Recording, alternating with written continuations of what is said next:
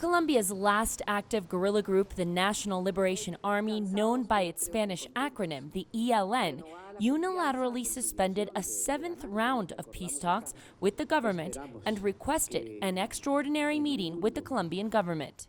Sin embargo, el ELN The ELN says they don't want to come back because they have lost faith as certain aspects of the pacts have not been met. The talks have been in periodic crisis since they started at the end of 2022 with President Gustavo Petro's government. Many observers and analysts alleged ceasefire violations. In the last round of negotiations, the government had pledged to establish a multi-donor fund to finance the peace process, while the ELN agreed to suspend kidnappings for ransom. It is so decided.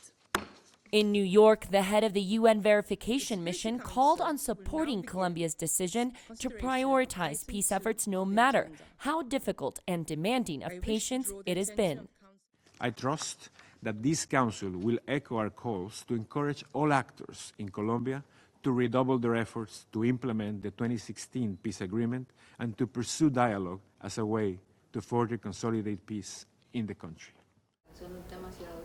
One Colombian expert says the country needs to prioritize peace, as those who are most affected do not live in cities, but in rural areas beyond the easy reach of federal law enforcement and the army. y este conflicto es de regiones. This conflict is taking place in remote regions. It is something that the president calls Deep Colombia, which is a reference to those territories where the citizens are most vulnerable and are suffering from so many different armed actors that won't let their lives be healthy, peaceful, and just.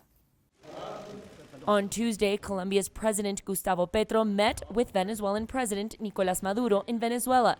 They emphasized that both countries must pursue an urgent peace. The ELN has been active at the Venezuelan border for many years. Venezuela is a guarantor in Colombia's peace negotiations. No word yet on whether the ELN negotiations will continue. Michelle Begue, CGTN, Bogotá.